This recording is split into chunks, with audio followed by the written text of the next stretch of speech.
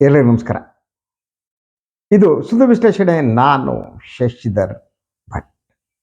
ಇದು ನನ್ನ ಡಿಜಿಟಲ್ ವಾಹಿನಿ ಸುದ್ದಿ ಟಿವಿ. ಇದನ್ನು ಲೈಕ್ ಮಾಡಿ, ಸಬ್ಸ್ಕ್ರೈಬ್ ಮಾಡಿ, ಬೆಲ್ ಐಕಾನನ್ನು ಪ್ರೆಸ್ ಮಾಡೋದಕ್ಕೆ ಮರಿಬೇಡಿ. ಹಾಗೆಯೇ ಸಾಧ್ಯ ಆದರೆ ಸಹಾಯ ಮಾಡಿ. ಸ್ವತಂತ್ರ ಪತ್ರಿಕೋದ್ಯಮವನ್ನು ಉಳಿಸಬೇಕಾದವರು, ಬೆಳೆಸಬೇಕಾದವರು ತಾವು.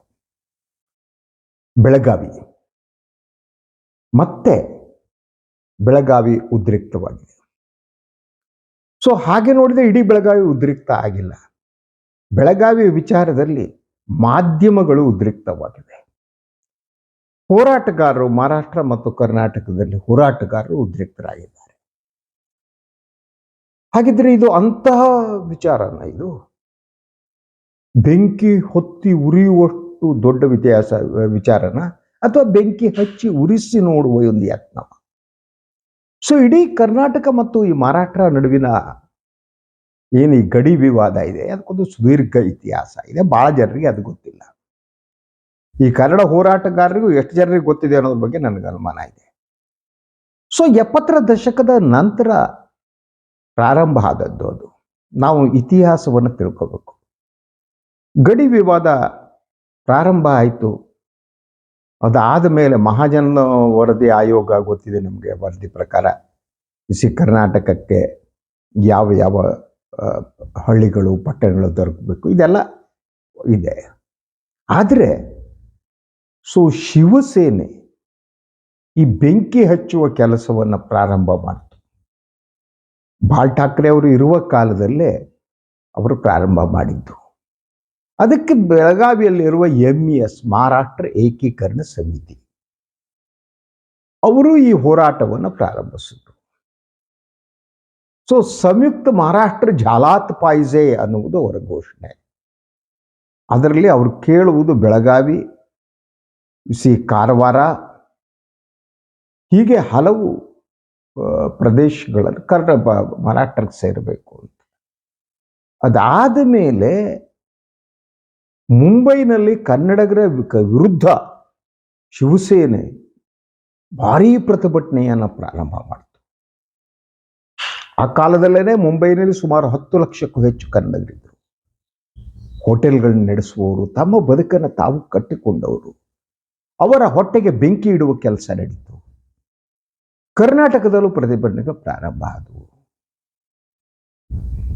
ಇದರಲ್ಲಿ ಈಗ ಏನು ನಡೆದಿದೆ, ಎಲ್ಲೋ ಬಸ್ಸಿದ ಕನ್ನಡ ಬೋರ್ಡಿಗೆ ಹಚ್ಚಿದ ಕೆಲವು ಎಲಿಮೆಂಟ್ಸ್ಗಳು, ನೀವು ಆ ವಿಜುವಲ್ಸ್ ನೋಡಿ. ಮಹಾರಾಷ್ಟ್ರದಲ್ಲಿ ನೀವು 1-2 ಬಸ್ಗಳು ಸಾಂಗ್ಲಿಯಲ್ಲಿ, ಹಾಗೆಯೇ ಕೊಲ್ಲಾಪುರದಲ್ಲಿ, ಸೊಲ್ಲಾಪುರದಲ್ಲಿ 4-6 ಜನ ಪ್ರತಿಭಟನೆ ಮಾಡಿದ್ರು. ಈ ಘಟನೆ ಬರೋಣ, ಅದಾಗಿದ್ದು ಏನು ಅನ್ನೋದು ನೋಡಿದ್ರೆ ನಮ್ಗೆ ಅರ್ಥ ಆಗುತ್ತೆ. ಅಲ್ಲಿ ಬಹಳ ಸ್ಪಷ್ಟವಾಗಿ ಆಗಿದ್ದೇನು ಅಂದರೆ, ಅಲ್ಲಿರುವವರಿಗೆ ಕನ್ನಡ ಬರ್ತಿರ್ಲಿಲ್ಲ, ಕಂಡಕ್ಟರಿಗೆ ಮರಾಠಿ ಬರ್ತಿರ್ಲಿಲ್ಲ. ಹೀಗಾಗಿ ಇಬ್ಬರ ನಡುವೆ ಪ್ರಾರಂಭವಾದ ಇದು ಭಾಷಾ ಜಗಳ. ಇದರ ವ್ಯಾಪ್ತಿ ಇದೆಯಲ್ಲ, ಇಬ್ಬರ ನಡುವೆ ಸೀಮಿತ ಆದದ್ದಷ್ಟೇ. ನೀ ಕನ್ನಡದಲ್ಲಿ ಮಾತಾಡೋದು, ನಾನು ಕನ್ನಡ ಬರಲ್ಲ. ನೀನು ಮರಾಠಿಲಿ ಮಾತಾಡೋದು, ನಾನು ಮರಾಠಿ ಬರಲ್ಲ. ಜಗಳ ಶುರುವಾಯಿತು. ಆ ಜಗಳ ಆದಮೇಲೆ ಅದಕ್ಕೆ ಸಂಬಂಧಪಟ್ಟ ಆ ಹುಡುಗಿ ಹೋಗಿ ದೂರು ಕೊಟ್ಟು ಅದನ್ನ ವಾಪಸ್ ಪಡ್ಕೊಂಡು ಆಯಿತು, ಫೋಕ್ಸೋ ಕಾಯ್ದೆ ಆಯಿತು, ಅದೆಲ್ಲ ನಡೆದೋಯ್ತು. ಆದರೆ ಇಂತಹ ವಿಚಾರಗಳನ್ನು ಹ್ಯಾಂಗೆ ಹ್ಯಾಂಡಲ್ ಮಾಡಬೇಕು, ಸೂಕ್ಷ್ಮತೆ ಬೇಕು ಅಂತ. ಬಹಳಷ್ಟು ಕನ್ನಡ ಚಳವಳಿಗಾರರಿಗೂ ಕೂಡ ಈ ಸೂಕ್ಷ್ಮತೆ ಇಲ್ಲ. ಶಿವಸೇನೆಯಂತಹ ಸಂಘಟನೆ, ರಾಜಕೀಯ ಪಕ್ಷದವರಿಗೂ, MESನವರಿಗೂ ಸೂಕ್ಷ್ಮತೆ ಇಲ್ಲ. ಒಂದು ಮಹಾರಾಷ್ಟ್ರದಲ್ಲೂ ಕನ್ನಡಿಗರಿದ್ದಾರೆ, ಕರ್ನಾಟಕದಲ್ಲೂ ಮರಾಠಿ ಜನ ಇದ್ದಾರೆ. ಈ ಬೆಂಕಿ ಹಚ್ಚುವ ಕೆಲಸ ಬಹಳ ಸುಲಭವಾದದ್ದು. ಈಗ ಬೇರೆ ಅಪಾಯ ಏನು ಅಂದರೆ, ಶಿವಸೇನೆ ಸೋತಿದೆ. ಶಿವಸೇನೆ ಈಗ ಮತ್ತೆ ಉದ್ಧವ್ ಠಾಕ್ರೆ ಶಿವಸೇನೆ ಈ ಹಳೆಯ ವಿಚಾರವನ್ನೇ ತೆಗೆದುಕೊಳ್ಳುವ ಅಪಾಯ ಇದೆ. ಅವರ ಹಳೆಯ ಸ್ಟ್ಯಾನ್ಸ್ ಇತ್ತು ಮತ್ತೆ ಅಧಿಕಾರ ಪಡೆಯುವುದಕ್ಕಾಗಿ. ಅವರ ಇಡೀ ಘೋಷಣೆಯನ್ನು ಮರಾಠಿ ಮಾಣೂಸ್ ಅನ್ನುವ ಅವರ ಘೋಷಣೆ ಏನಿದೆ, ಆ ಘೋಷಣೆಗೆ ಮತ್ತೆ ಜೀವ ಕೊಡುವ ಅದರಂತೆಯೇ ಸಂಯುಕ್ತ ಮರಾಠ್ರ ಝಾಲಾತ್ ಪಾಯ್ಸೆ ಅನ್ನುವ ಹೇಳಿಕೆ ಜೀವ ಕೊಡುವ ಕೆಲಸವನ್ನು ಅದು ಪ್ರಾರಂಭ ಮಾಡುತ್ತೆ. ಅದರ ಜೊತೆಗೆ ಮುಂಬೈ ಮಹಾನಗರ ಪಾಲಿಕೆಯ ಚುನಾವಣೆ ಬೇರೆ ಬರಬೇಕು. ರಾಜಕೀಯಕ್ಕಾಗಿ ಅಲ್ಲಿ ಏನಾದರೂ ಕನ್ನಡಿಗರ ಮನೆಗಳಿಗೆ ಬೆಂಕಿ ಹಚ್ಚುವ ಹೊಡೆಯುವ ಕೆಲಸ ಪ್ರಾರಂಭ ಆದರೆ ಅದರ ಜವಾಬ್ದಾರಿ ಯಾರು? ಆಗದಿರಲಿ ಅಂತ ನಾವು ಆಸೆ ಪಡಬೇಕು. ಅದರಿಂದ ಇಂಡಿವಿಜುವಲ್ ಆಗಿ ಯಾರೋ ಒಬ್ಬಿಬ್ಬರು ನಡುವೆ ನಡೆದ ಜಗಳವನ್ನು, ಇದು ಮಹಾರಾಷ್ಟ್ರ ಮತ್ತು ಕರ್ನಾಟಕದ ನಡುವಿನ ಬಹುದೊಡ್ಡ ಜಗಳ, 4 ಜನ ಇಂತಕೊಂಡು ಕೂಗಾಡ್ತಾರೆ, ಮಾಡ್ಕೊತಾರೆ ಅಂತ ಪರಿವರ್ತನೆ ಮಾಡಿದ್ದಾರೆ. ಅದರ ಜೊತೆಗೆ ಇದು ಬೆಳಗಾವಿ ರಾಜಕಾರಣಿಗಳ ಹೇಳಿಕೆಗಳು ಕೂಡ ಇವತ್ತು ವಿವಾದ ಸೃಷ್ಟಿಸಲಾಗ್ತಾ ಇದೆ. ಸತೀಶ್ ಜಾರಕಿಹೊಳಿ ಅವರು ಹೇಳಿದ ವಿಚಾರ ಏನು? ಅವರು ಹೇಳಿದ್ದು ಬಹಳ ಸರಳವಾಗಿ ಅವರು ಸಮನ್ವಯತೆ ಮಾತನಾಡಿ, ಬಿಡ್ರಪ್ಪ ನಾವು ಹ್ಯಾಂಡಲ್ ಮಾಡ್ಕೋತೀವಿ. ಅಲ್ಲಿ ನೀವು ಬೆಳಗಾವಿಯಲ್ಲಿ ನೀವು ನೋಡಿದರೆ, ಸೊ ನವೆಂಬರ್ 1 ಬಿಟ್ಟರೆ ಬೇರೆ ಟೈಮಿಗೆ ಅಲ್ಲಿ ಜಗಳಗಳಾಗಲ್ಲ. ಅದು ಮೊದಲಿತ್ತು. ನಾವೆಲ್ಲ ಕಾಲೇಜಿಗೆ ಬೆಳಗಾವಿಯಲ್ಲಿ ಹೋಗ್ಬೇಕಾದ್ರೆ ನವೆಂಬರ್ 1 ಸ್ವಲ್ಪ ಉದ್ರಿಕ್ತವಾಗಿರ್ತಾ ಇತ್ತು. ಉಳಿದಂತೆ ಎಲ್ಲರೂ ಅಷ್ಟೇ, ಕನ್ನಡಿಗರು ಮರಾಠಿಗರು ಪರಸ್ಪರ ಮಾತನಾಡ್ತಾ ಇನ್ನೊಂದು ಮಾಡ್ತಾ ಪ್ರೀತಿಯಿಂದ ಬದುಕಿದ್ದವರು. ನಾವು ಕಾಲೇಜಿಗೆ ಹೋಗೋ ಸಂದರ್ಭದಲ್ಲೂ ಹಾಗೆ ನಾವು ಮರಾಠಿ ಕಲಿಯೋಕ್ಕೆ ಟ್ರೈ ಮಾಡ್ತಿದ್ವಿ. ಸೊ ನನಗೇನು ನೆನಪಿದೆ, ನಾನು ಮರಾಠಿ ಕಲಿಯೋಕ್ಕೆ ಹೋದಾಗ ಫಸ್ಟ್ ಒಂದು ವಾಕ್ಯವನ್ನು ಯಾರ ಹತ್ರ ಕಲಿಸ್ಕೊಡಿ ಅಂದೆ. ಆವಾಗ ನಾನು ಕಲಿತ ಮೊದಲ ಮರಾಠಿ ಸಾಲು ಯಾವುದು ಗೊತ್ತಾ? ಏ ಮುಲ್ಗಿ ಪಾರ್ ಸುಂದರ ಆಯೆ ಅಂತ. ಅದರ ಅರ್ಥ ಈ ಹುಡುಗಿ ತುಂಬಾ ಸುಂದರವಾಗಿದ್ದಾನೆ. ಸೊ ನಾವು ಆ ರೀತಿ ಮರಾಠಿ ಕಲಿಯೋದಕ್ಕೆ ಟ್ರೈ ಮಾಡ್ತಿದ್ದೆ. ಅಲ್ಲಿ ಜನ ಕನ್ನಡ ಮಾತಾಡ್ತಾರೆ, ಮರಾಠಿನೂ ಮಾತಾಡ್ತಾರೆ. ಅದ್ರ ಜೊತೆಗೆ ಬಹಳ ಒಂದು ವಿಶಿಷ್ಟವಾದ ಕಲ್ಚರಲ್ ಅದೊಂದು ಸಂಗಮ. ಅದು ನಿಜವಾದ ತ್ರಿವೇಣಿ ಸಂಗಮ ಅಂತ ಅನ್ಸುತ್ತೆ. ಯಾಕೆ ಗೊತ್ತಾ? ಬೆಳಗಾವಿಯಲ್ಲಿ ಒಂದು ಕಡೆ ಕನ್ನಡ ಸಂಸ್ಕೃತಿ ಇದೆ, ಇನ್ನೊಂದು ಕಡೆ ಗೋವನ್ ಸಂಸ್ಕೃತಿ ಇದೆ, ಮತ್ತೊಂದು ಕಡೆ ಮರಾಠಿ ಸಂಸ್ಕೃತಿ ಇದೆ. ಈ ಮೂರೂ ಸಂಸ್ಕೃತಿಗಳು ಕೂಡ ಅಲ್ಲಿ ಸೇರ್ಕೊಂಡಿವೆ. ಅವರ ಬದುಕುವ ವಿಧಾನ, ಆಹಾರ ಪದ್ಧತಿಗಳು ಅದೊಂಥರ ಪರಸ್ಪರ ಕೊಡುಕೊಳ್ಳುವಿಕೆಯದ್ದು, ಮತ್ತು ಈ ಮೂರೂ ಸಂಸ್ಕೃತಿಗಳು ಸೇರಿ ಸೃಷ್ಟಿಯಾದ ಇನ್ನೊಂದು ಸಂಸ್ಕೃತಿ ಅದು. ಸೊ ಬೆಳಗಾವಿ ಹೇಗೆ ಅಂತಂದ್ರೆ ಈಗಲೂ ಕೂಡ ಹಾಗೇನೆ. ಈ ಫ್ಯಾಷನ್ ಅನ್ನೋದು ಇದೆ ನೋಡಿ, ಅದು ಕರ್ನಾಟಕದ ಉಳಿದ ಎಲ್ಲ ಕಡೆ ಬರೋದಕ್ಕಿಂತ ಮೊದಲು ಬೆಳಗಾವಿ ಬರುತ್ತೆ. ಈಗ ಬೆಳಗಾವಿ ಬದಲಾಗಿದೆ. ಬೆಳಗಾವಿ ಒಂದು ರೀತಿ ಹೇಗಿತ್ತು ಗೊತ್ತಾ ನಿಮಗೆ? ಸಂಜೆ 9 ಗಂಟೆಗೆ ಮಲಗಿಬಿಡ್ತಾ ಇತ್ತು ಬೆಳಗಾವಿ. ಈಗ ಹಾಗಿಲ್ಲ. ಈಗ ಚೇಂಜ್ ಆಗಿದೆ, ಬೆಳಗಾವಿ ಬೆಳೆದಿದೆ, ಇನ್ನೊಂದಾಗಿದೆ. ಮತ್ತು ಕನ್ನಡ ಮರಾಠಿಗರ ನಡುವೆ ಏನಿದೆ, ಒಂದು ಸೌಹಾರ್ದಯುತವಾಗಿ ಬಂದದ್ದು. MES ಏನಿದೆ ಅಸ್ತಿತ್ವವನ್ನೇ ಕಳ್ಕೊಂಡು, ಒಂದು ಕಾಲದಲ್ಲಿ MES ಮಹಾರಾಷ್ಟ್ರ ಏಕೀಕರಣ ಸಮಿತಿಯ 5-6 ಜನ ಶಾಸಕರು ಇರ್ತಾ ಇದ್ರು. ಇವತ್ತು ಒಬ್ರು ಆರಿಸ್ಬರಲ್ಲ. ಇಂಥ ಇಶ್ಯೂಗಳು ಏನಾಗುತ್ತೆ ಅಂದ್ರೆ ಅವರಿಗೆ ಮತ್ತೆ ಅಧಿಕಾರ ಹಿಡಿಯುವುದಕ್ಕೆ ಒಂದು ವೇದಿಕೆಯನ್ನು ಸೃಷ್ಟಿಸುವ ಅಪಾಯ ಇರುತ್ತೆ. ನಾವು ಯಾಕೆ ಜಾಗರೂಕರಾಗಿರ್ಬೇಕು ಅಂದ್ರೆ, ಯಾವ ಕಾರಣಕ್ಕೂ ಕೂಡ ಮತ್ತೆ MESನವರು ಬೆಳಗಾವಿಯಿಂದ ಆಯ್ಕೆಯಾಗಿ ವಿಧಾನಸಭೆಗೆ ಬರಕೂಡುದು. ಆದ್ದರಿಂದ ಜಾಗರೂಕತೆ ಇರಬೇಕಾದ್ದು ನಮಗೆ. ಯಾಕೆಂದ್ರೆ ಇಂಥ ಇಶ್ಯೂಗಳನ್ನ ಅವರು ಅದಕ್ಕೆ ಬೆಂಕಿ ಹಚ್ತಾರೆ.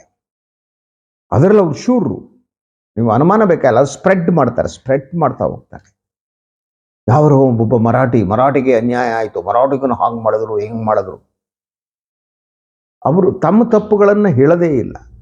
ಅಥವಾ ಒಂದು ಕಂಡಕ್ಟರ್ ಮೇಲೆ ಹಲ್ಲೆ ಆದರೆ ಅದನ್ನು ಮುಚ್ಚಿ ಹಾಕ್ತಾರೆ. They will play.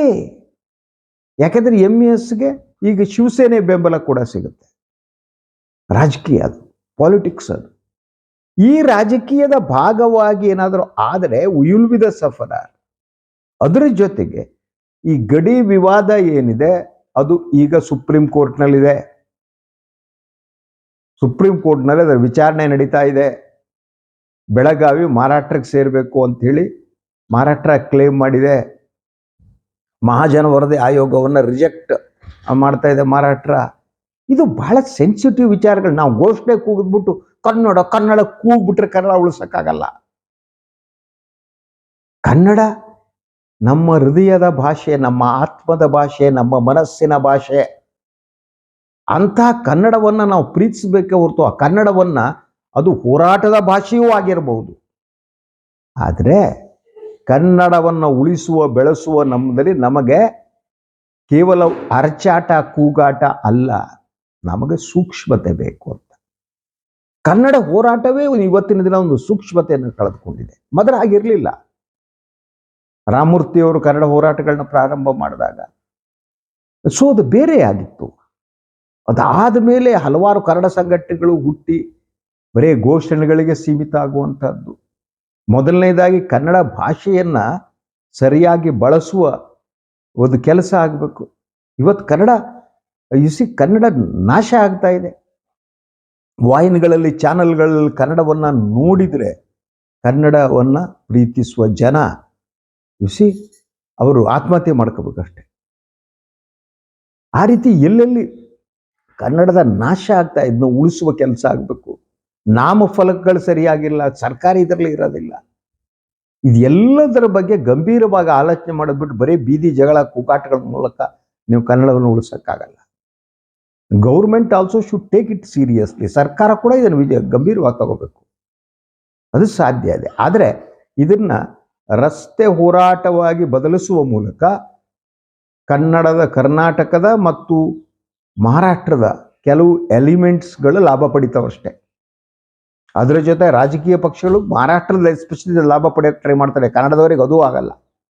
ನಮ್ಮ ರಾಜಕೀಯ ಪಕ್ಷಗಳು ನ್ಯಾಷನಲ್ ಪಾರ್ಟೀಸ್ ಅಲ್ವಾ, ಅವ್ರಿಗೆ ರಾಷ್ಟ್ರೀಯ ಹಿತಾಸಕ್ತಿ ಮುಖ್ಯ. ಆ ಡೆಲ್ಲಿಯವ್ರು ಹೇಳ್ಬಿಟ್ರೆ ಬಾಲ ಎಲ್ಲ ಮುಗಿಸ್ಕೊಂಡು ಕೂತಿರ್ತವೆ. ಕಾಂಗ್ರೆಸ್ ಇರಲಿ, BJP ಇರಲಿ, ಎರಡು ಯೋಗ್ಯತೆನೂ ಒಂದೇ ಬೆಳಗ. ಅದರಿಂದ ಇಲ್ಲಿ ರಾಜಕೀಯ ಲಾಭ ಮಾಡ್ಕೊಳಕ್ಕಾಗಲ್ಲ. ಆದ್ರೆ ಮಹಾರಾಷ್ಟ್ರ ವಿಲ್ ಡೂ ಇಟ್.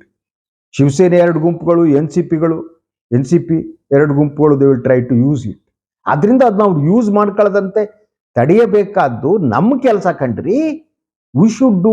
ಕೂಗಾಟ ಮಾಡಿ, ಅರ್ಚಾಟ ಮಾಡಿ, ಇನ್ನೊಂದು ಮಾಡಿ, ಅವ್ರೇನೋ ಬಸ್ಸಿಗೆ ತಲೆ ಇಲ್ದಿರೋರು ಹೋಗಿ ಬಸ್ ಬೋರ್ಡ್ ಇದು ಮಾಡಿದ್ರು ಅಂತ ನಾವಿಲ್ಲಿ ಬೆಂಕಿ ಹಚ್ಚಕ್ಕಾಗತ್ತೇನ್ರಿ?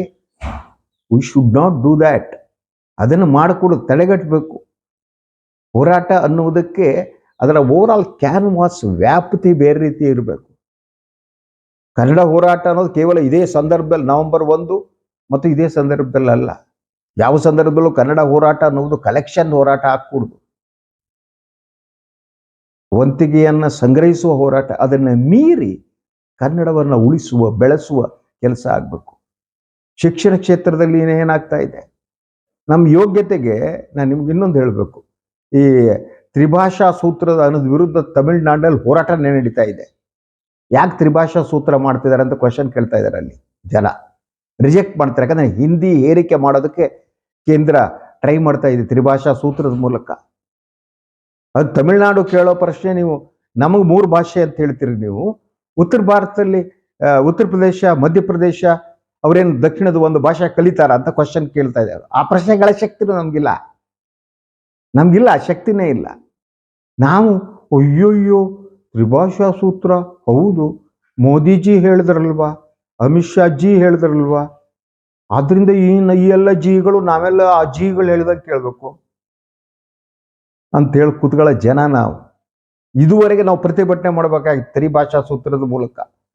ಮಕ್ಕಳಿಗೆ ಇಂಗ್ಲಿಷು ಮತ್ತು ಪ್ರಾದೇಶಿಕ ಭಾಷೆ ಸಾಕು. ಯಾಕೆ ಬೇಕು ನಮ್ಗೆ ಹಿಂದಿ ಕಟ್ಕೊಂಡು ಏನು ಮಾಡೋಣ ನಾವು? ಅಗತ್ಯ ಇಲ್ಲ ನಮ್ಗೆ ಅಲ್ವಾ? ನಮ್ಗೆ ಇಂಗ್ಲಿಷ್ ಸಾಕು. ಇಂಗ್ಲಿಷು ನಮ್ಮ ದಕ್ಷಿಣ ಭಾರತೀಯರನ್ನ ವಿದೇಶಗಳಲ್ಲಿ ಸಿಲಿಕಾನ್ ವ್ಯಾಲಿಯಲ್ಲಿ ಇರೋದಕ್ಕೂ ಮಾಡಿದೆ.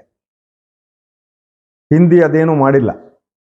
ಸೊ ಇಂಥ ವಿಚಾರಗಳ ಬಗ್ಗೆ ಹೋರಾಟ ಚರ್ಚೆ ನಡೆಸೋದು ಬಂದ್ಬಿಟ್ರು ಒಂದು ಸಣ್ಣ ವಿಚಾರವನ್ನ ಅತಿ ದೊಡ್ಡದಾಗಿ ಮಾಡಿ ಮಹಾರಾಷ್ಟ್ರಕ್ಕೆ ರಾಜಕೀಯ ಲಾಭ ದೊರಕಿಸ್ಕೊಡೋದು.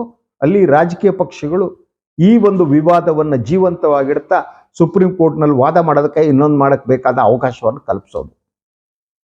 ಸಣ್ಣ ಗಲಾಟೆ ಬೆಳಗಾವಿ ಆದ್ರೆ ಸಾಕು, ಕನ್ನಡ ಹೋರಾಟಗಾರರು ಎಲ್ಲ ಧ್ವಜ ಹಿಡ್ಕೊಂಡು ಇನ್ನೊಂದು ಹಿಡ್ಕೊಂಡು ಹೊಂಟ್ರು ಅಲ್ಲಿಗೆ. ಬಾಂಬೆಗೆ ಹೋಗಿ ಮಾಡಿ ಹೋರಾಟನ, ಯಾಕೆ ಮಾಡಲ್ಲ? ಪುಣೆಗೆ ಹೋಗಿ ಮಾಡಿ, ಆಗುತ್ತಾ? That is the thing. We should be more serious. ನಾವು ಹೆಚ್ಚು ಸೀರಿಯಸ್ ಆಗಬೇಕು.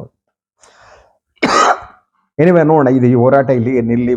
ಮೊದಲನೇದಾಗಿ ಕಂಡಕ್ಟರ್ ಬಹಳ ಒಳ್ಳೇದಾಗಿ ಮಾತನಾಡಿದ್ದಾನೆ. ನನಗೆ ಅವರು ಕಂಡಕ್ಟರ್ ಮಾತಾಡಿದ ನೋಡಿ ಭಾಳ ಖುಷಿ ಆಯಿತು. ನಾವು ಜೊತೆಯಾಗಿ ಬದುಕಬೇಕು, ನಾ ಮತ್ತೆ ಹೋಗ್ಬೇಕು, ನಾವು ಜೊತೆಯಾಗಿರ್ಬೇಕು, ಏನು ಮಾಡೋಕ್ಕಾಗಲ್ಲ, ಇದೆಲ್ಲ ಒಂದೊಂದ್ಸಲ ಆಗ್ತವೆ ಅಂತ. ಅವರಿಗಿರುವ ಅಜ್ಞಾನ ಇದೆಯಲ್ಲ, ಕಂಡಕ್ಟರ್ ಇರುವ ಜ್ಞಾನ ನಮ್ಮ ಮಾಧ್ಯಮಗಳಿಗಿಲ್ಲ. ಮಾಧ್ಯಮಗಳು ಬೆಂಕಿ ಹಚ್ಬೇಕಷ್ಟೆ. ಯಾಕಂದರೆ ಮಾಧ್ಯಮಗಳಲ್ಲಿ ಯಾರ್ಯಾರು ಕೂತಿದ್ದಾರೆ ಅವರಿಗೆ ತಲೆ, ಬುದ್ಧಿ, ಕಿಡ್ನಿ ಎಂಥದ್ದು ಇಲ್ಲ. ಆ ರೀತಿಯ ಜನ ಕೂತಿದ್ದಾರೆ ಅಲ್ಲಿ. ಎಮೋಷ್ನಲ್ ಮಾಡೋದು, ಅದಕ್ಕೊಂದು ಸೆನ್ಸ್ ಅನ್ನೋದಿಲ್ಲ. ಆ ಕಂಡಕ್ಟರ್ ಹೇಳಿದ್ದು ಅದರಂತೆ ಆ ಹೆಣ್ಮಗಳು ಪೋಕ್ಸೋ ಅವರ ಅಮ್ಮ ಒಂದು ವಿಡಿಯೋ ಬಿಡುಗಡೆ ಮಾಡಿ ಹೇಳಿದ್ದು, ನಾವು ಇಂಥ ಗೊತ್ತೀವಿ ಅವ್ರ ಮೇಲೆ ಕೇಸ್ ಅಂತ. ಇಲ್ಲಿ ಕ್ಲೋಸ್ ಆಗಬೇಕು. ಅದ್ರ ಜೊತೆ ಬೆಳಗಾವಿಯ ಸಂಸ್ಕೃತಿ ಇದೆಯಲ್ಲ, ಅದು ಉಳಿಬೇಕು. ಅದನ್ನು ನಾವು ಉಳಿಸ್ಬೇಕು. ಮಿಕ್ಸ್ಡ್ ಕಲ್ಚರ್ ಅದು. Govan culture, Kannada culture, Marathi culture ಎಷ್ಟು ಬ್ಯೂಟಿಫುಲ್ ಆದ್ದು. ಮತ್ತು ಸಂಸ್ಕೃತಿ ನಡುವೆ ಒಂದು ಕೊಡಕೊಳ್ಳುವಿಕೆ ಇರುವ ಮೂಲಕ ಹೊಸ ಸಂಸ್ಕೃತಿ ಹುಟ್ಟಬೇಕು, ಹೊಸದೊಂದು ಹುಟ್ಟಬೇಕು. ಅದು ನಮ್ಮೆಲ್ಲರ ಜವಾಬ್ದಾರಿ. ಎನಿವೆ, ಇದು ಇವತ್ತಿನ ಸುದ್ದಿ ವಿಶ್ಲೇಷಣೆ. ಇನ್ನೊಂದು ವಿಚಾರದೊಂದಿಗೆ ಮತ್ತೆ ಬರ್ತೀರಿ. ನನ್ನ ವಾಹಿನಿಯನ್ನು ಲೈಕ್ ಮಾಡಿ, ಸಬ್ಸ್ಕ್ರೈಬ್ ಮಾಡಿ, ಬೆಲ್ ಐಕಾನ್ನ ಪ್ರೆಸ್ ಮಾಡೋದಕ್ಕೆ ಮಾಡಿ, ಬೇರೆ ಹಾಗೆ ಸಾಧ್ಯ ಆದರೆ ಸಹಾಯ ಮಾಡಿ. ಎಲ್ಲರಿಗೂ ಕೂಡ ನಮಸ್ಕಾರ.